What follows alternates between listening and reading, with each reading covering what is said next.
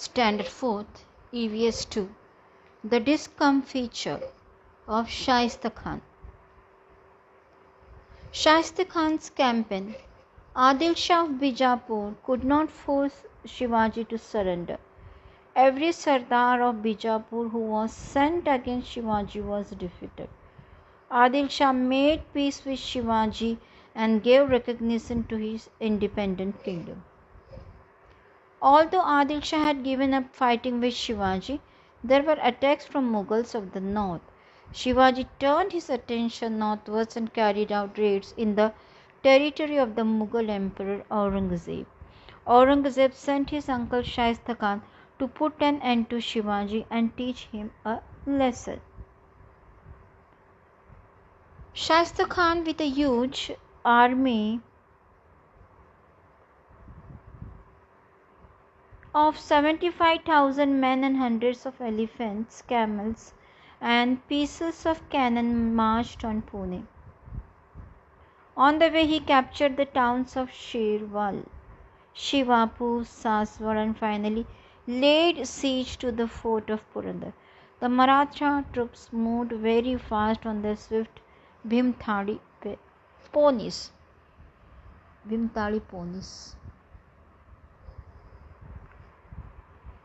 Tired of the continuous harassment by the Maratha troops, Shaista Khan at last raised the siege of Purandar.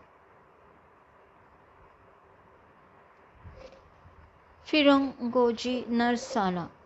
Shaista Khan then continued his march on Pune. First he captured the fort of Chakan. Firangoji Narsala fought to defend the fort with great bravery and skill against the army of Shaista Khan. For 2 months he kept Shaista Khan at bay, but he was helpless against the guns of Shaista Khan. Shaista Khan was much impressed with the way Firangoji defended the fort and offered him service with the Mughal emperor. Shaista Khan in Lal Mahal. Shaista Khan came to Pune and made Lal Mahal Shivaji's residence, his headquarters. 1 year passed, then another year. Shaista Khan would not leave Pune.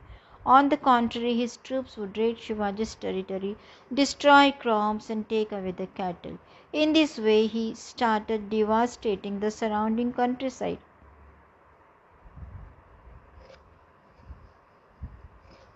A bold plan. At last, Shivaji decided to teach Shaista Khan a lesson. In a way, it was good that Shaista Khan was staying in Lal Mahal. Shivaji knew the place inside out, with all its entrances and exits, its secret passages, doors and windows. Besides, Shivaji's spies were keeping him well informed about the deposition of the Khan's troop. Shivaji therefore decided to enter Lal Mahal one night and kill Shaista Khan. This was indeed a very bold plan. Lal Mahal was so well guarded, 75,000 troops were camping outside the palace. Shivaji fixed the date to carry out the plan on the night of 5th April 1663. A marriage procession was passing along the streets of Pune. There was music and fireworks accompanied the procession. Hundreds of people dressed in fine clothes were in the procession. Shivaji with his band of trusted followers joined the procession to give the impression that they were a part of it. After some time, the procession proceeded on its way, but Shivaji and his men moved away quietly in the direction of Lal Mahal. Shaista Khan was fast asleep at this hour. Shaista Khan learns a lesson. The Khan's bodyguards were half asleep. Shivaji's followers tied them up. Shivaji went deeper inside. Suddenly, someone rushed at him with a sword.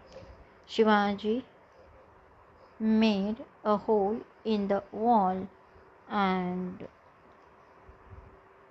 entered Lal Mahal. He had no trouble in finding his way about because it was, after all, his own house. Shivaji killed him. He thought it was Shaista Khan, but it was his son. There was a commotion. People woke up.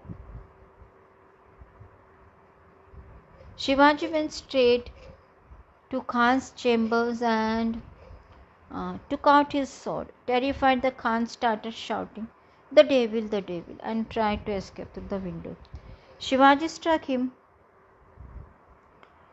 with a sword which cut off 3 fingers of the Khan.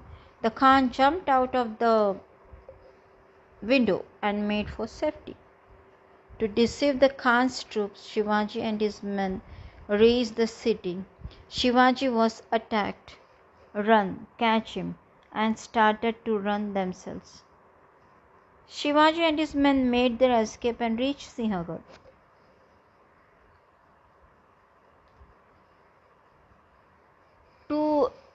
The Khan's troops spent the whole night looking in vain for Shivaji and his troops. The incident took the fight out of Shaista Khan. He was afraid that if he lost only his finger in the first attack, Shivaji might cut his head off in the second. Aurangzeb was furious when he heard of this episode. Shaista Khan lost the emperor's favour and was transferred to Bengal. This was the first serious blow to the Mughal power. Shivaji had successfully bearded the lion in his own den. Gunfire announced the victory and a wave of joy went all over Maharashtra. Thank you.